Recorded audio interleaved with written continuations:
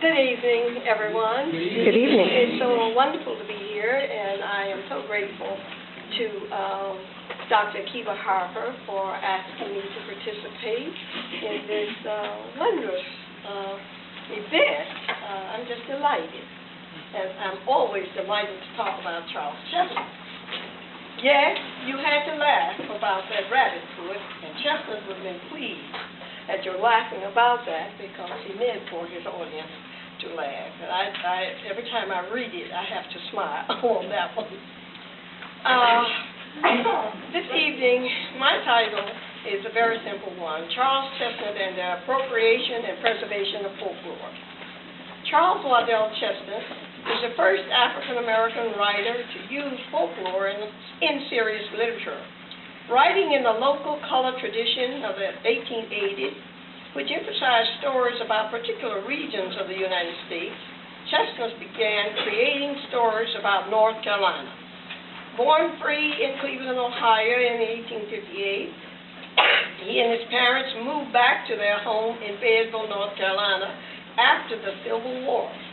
Growing up in the South had a lasting impact on him in that it furnished rich material for his fiction.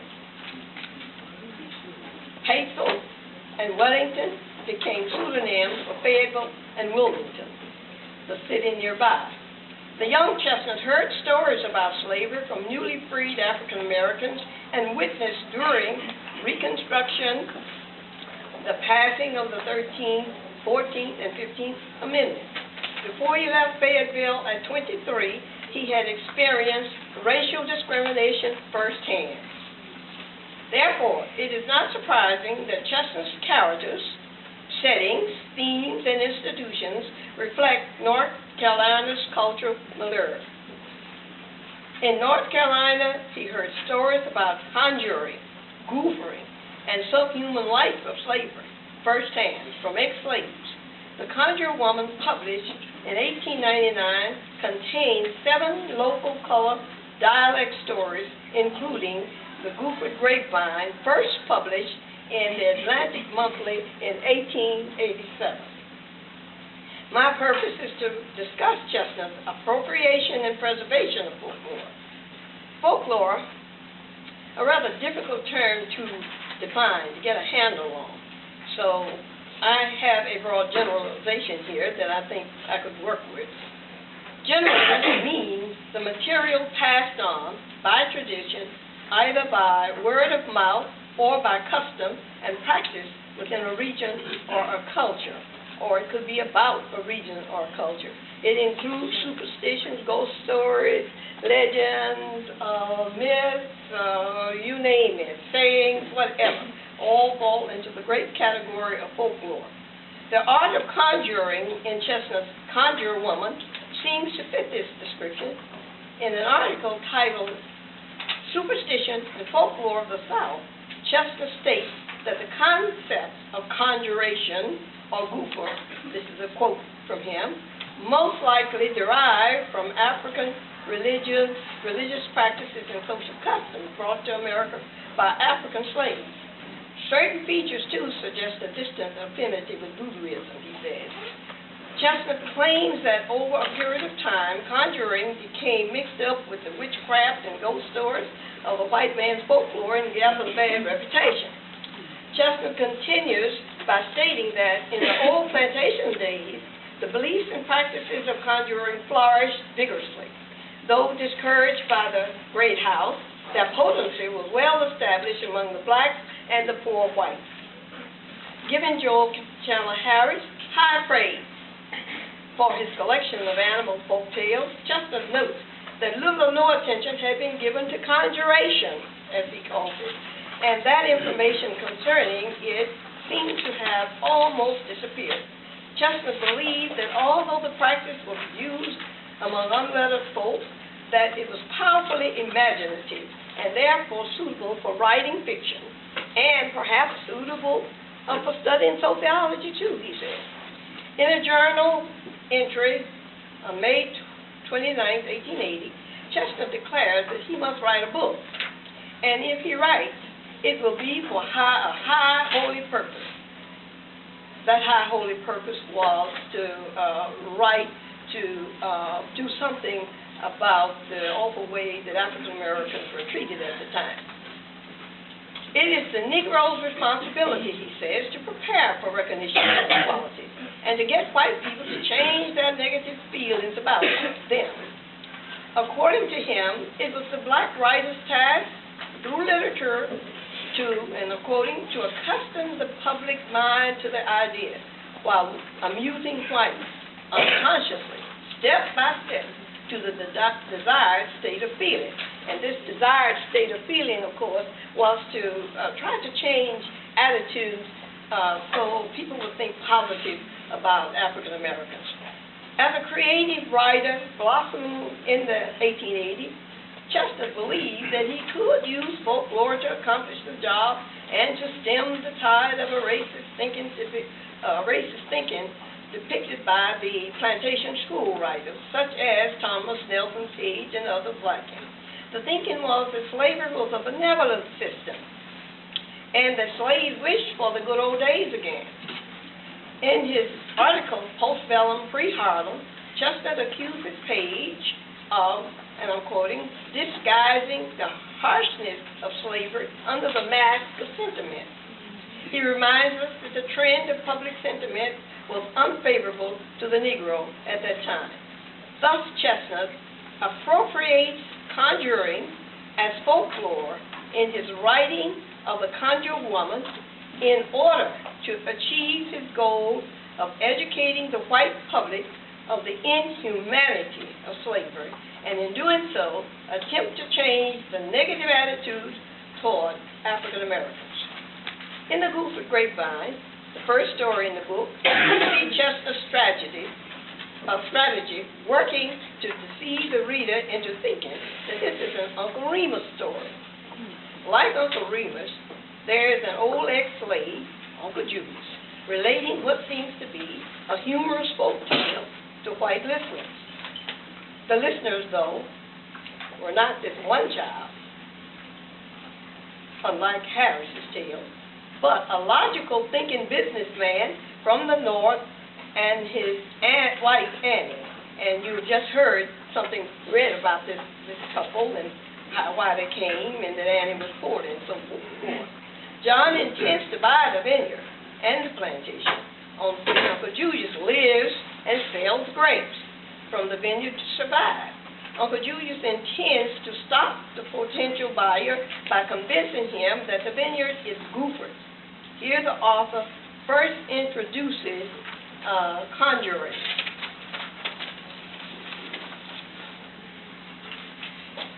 Well, sir, he says, you is a stranger to me, and I is a stranger to you. And we is before strangers, both strangers to one another. But I, in your place, if I was in your place, I wouldn't buy this vineyard. Why not? John asked. Well, I don't know whether you believe in conjuring or not.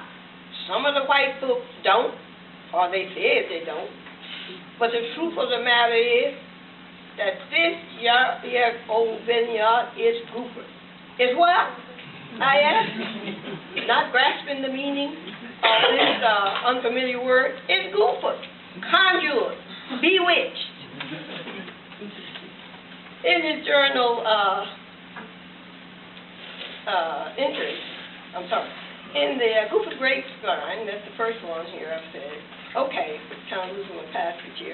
We introduce the conjuring and to the public now. Uncle Julius tells the story of the conjure woman, Aunt Peggy, who poisoned the grapes on the plantation at Marsh Douglas' request. The master wanted the grapes poisoned, and so he had to go get Aunt Peggy to do it.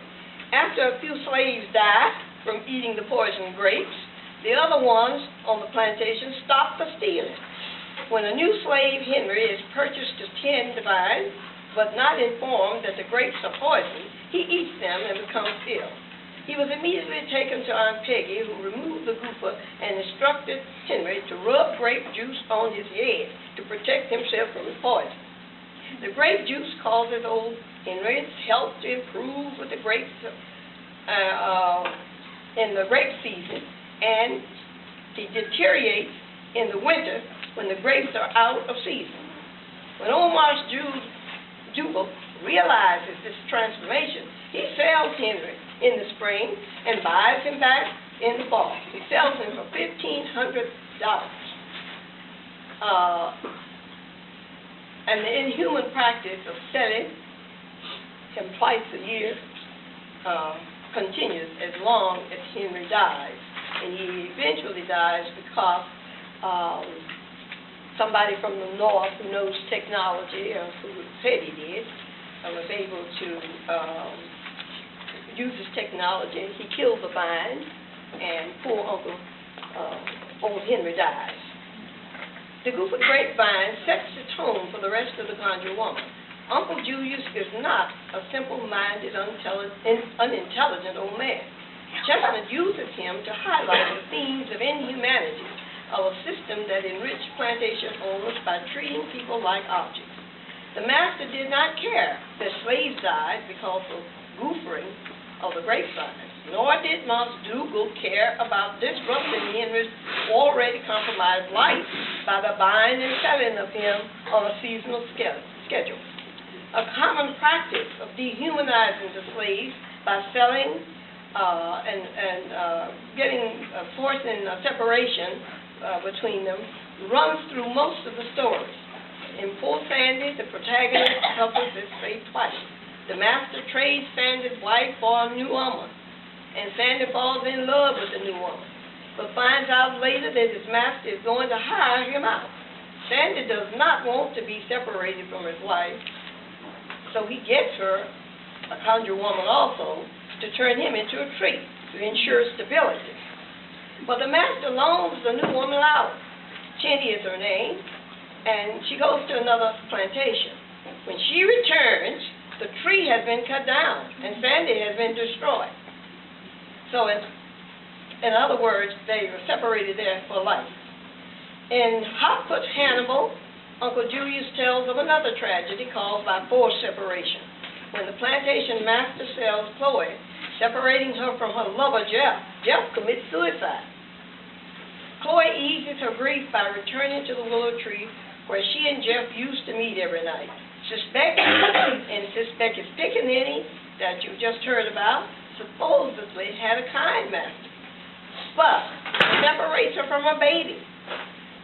The master sees a racehorse that he wants. He just has to have this racehorse. And she claims not to break up family. But he sells or he trades the mother for the horse. In these stories, Chestnutt depicts slavery realistically as a cruel system causing unbearable grief and instability among the slaves. These conditions counteract plantation depictions of benevolent masters and happy slaves. Despite the cruelty and exploitation of the system, though, Chestnutt shows his readers that the slaves are human, endowed with all the imagination, intelligence, vices, virtues, and emotions of the human species. Chestnutt employs other aspects of folklore elements to support the conjuring in the stories. Uncle Julius and Aunt Peggy need the traits and charm of the trickster to complete their task. Uncle Julius is intelligent, shrewd, and cunning, showing himself to be a trickster in his interaction with John, especially. With each story he tells, except one, he gets what he wants from John. After telling the group of grapevine, he gets to stay on the plantation, and John hires him as a coachman. Telling Poor Sandy allows Julius to make the case that the lumber in the old schoolhouse is haunted because Poor Sandy's tree was used for the building. And whether John and Annie believe in ghosts or not, Annie no longer wants that lumber outlet from the place to build her new kitchen. In describing the trickster, Trudia Harris claims that Real Rabbit trickster type will do anything to accomplish a goal or become victorious over an enemy. Uncle Julius has a bona fide graveyard rabbit foot in his pocket, as you know, and he keeps it there, unless he loans it out to help someone, which he does. His loaning the charm to Annie when she becomes ill reflects Uncle Julius's kindness. This act separates him from the traditional animal trickster, which is Chestnut's way of emphasizing that slaves are human. Although the slaves depend on Aunt Peggy to change their circumstances from worse to better or bad to good, she is a stern, bold, and powerful, yet kind and sympathetic old lady. She demands to be paid for her services. Even Marsh Dougal has to pay her. Henry has to steal a ham to get her to take the gooper off and provide protection for him. When Aunt Nancy, who is keeping little Mose after she's been traded, comes to Aunt Peggy for help because the child has become very distraught, Aunt Peggy scolds Aunt Nancy for bringing a small mess of tea for all the conjuring needed to help connect the baby with his mother, Becky. Because Aunt Peggy is compassionate, she accepts the small mess of tea, tells Nancy to leave the baby with her. When Nancy leaves, Aunt Peggy whoops her roots and turned little Moses into a hummingbird and sent him to find his mammy. And she does this once or twice, and of course the bird singing soothes the grief of Sis Becky. Chestnut gives Aunt Peggy conjuring exceptional powers. Not only does she work her roots on slaves, she is effective with changing the fate of whites also. In Marsh Jean's Nightmare, she turns a cruel master, Marsh Jeans is his name, into a kind master after he experiences slave life in a dream in which he's beaten up, tied up, and denied food. As a result, he fires a cruel overseer, allows a slave to escape, and permits dancing and courting among the slaves. With the solicited help of Solomon, who both loves and fears Aunt Peggy, we get a glimpse of the strength of her power, and Aunt Peggy's power, and the fear it evokes when she threatens Solomon. And this is just a short passage here again, so you can hear what goes on in Conjure, really. Aunt Peggy says, "Why didn't you come and tell me about that new nigger being sold away? Didn't you promise me if I'd give you that gooper, you'd come in and poke to me about all that was going on that plantation? Of course, I could have found out myself, but I pinned it on you telling me. And now by not telling me or doing what you're supposed to do, I feared you might spoil my conjuring. You come down here to my house tonight and do what I tells you, or I'll put a spell on you that'll make your hair fall out so you be bald, and your eyes drop out so you can't see, and your teeth fall out so you can't eat, and your ears grow up so you can't hear. When you's fooling with a conjuring woman like me, you got to mind your P's and Q's. Because there'll be trouble showing up." So Solomon went down to Aunt Peggy that night, and she gave him a roasted sweet potato. "You take this here sweet potato," said she. "I done goofed it, especially for that new nigger, so you better not eat it yourself. If you do, you wish you had it. Now you slip on around town and find that strange man and give him this here sweet potato. He mustn't eat it before morning.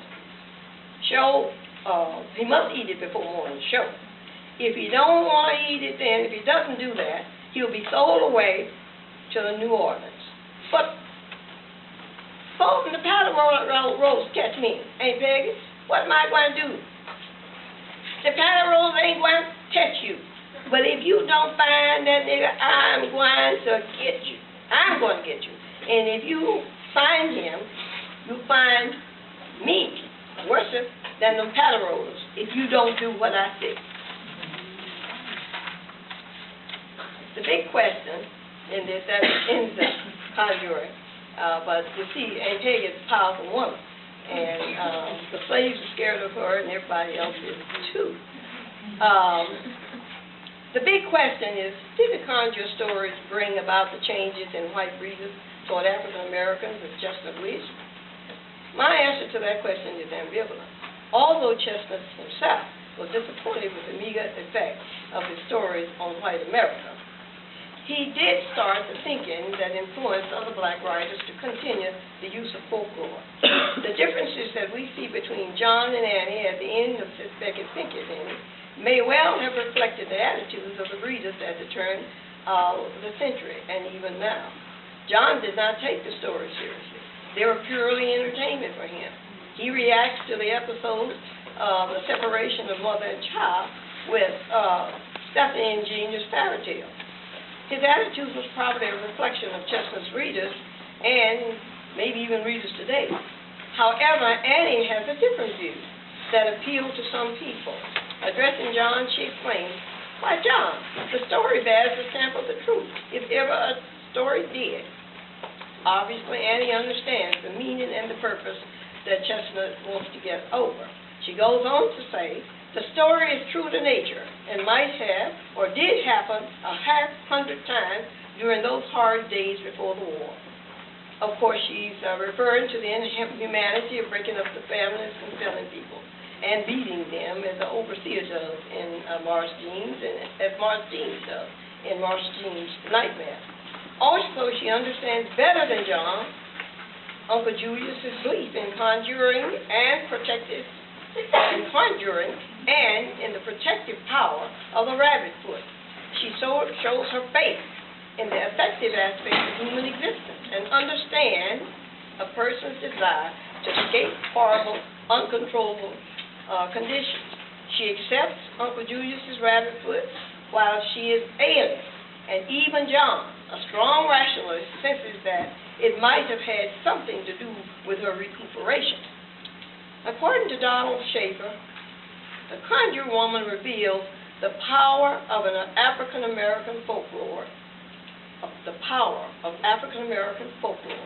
to recreate or destroy racial concepts. According to him, Chestnut, more than any other author, has invested African-American folklore with as much power to alter attitudes and assumptions as the fiction of the new Negro authors. Admittedly, Chestnut's folklore stories may have changed the tide of the 19th century plantation schools thinking a bit that slavery was good for African Americans. But the stories did not have the power to change the sordid conditions or improve negative race relations as Chestnut had wished. In the 1880s, Congress rescinded the Civil Rights Amendments of the 1860s, and by the late 1890s, Southern African Americans had lost the right to vote, peonage and convict leases were on the rise, and lynching black men was becoming the order of the day. The author stopped writing Conjure stories and wrote longer fiction in standard English. By 1905, Chestnut realized that fiction was not the route to bring America around to treating African Americans with the same respect as whites. With this realization, Chestnut became a fighter against discrimination with his voice and his pen. He made speeches and wrote essays against all kinds of discrimination.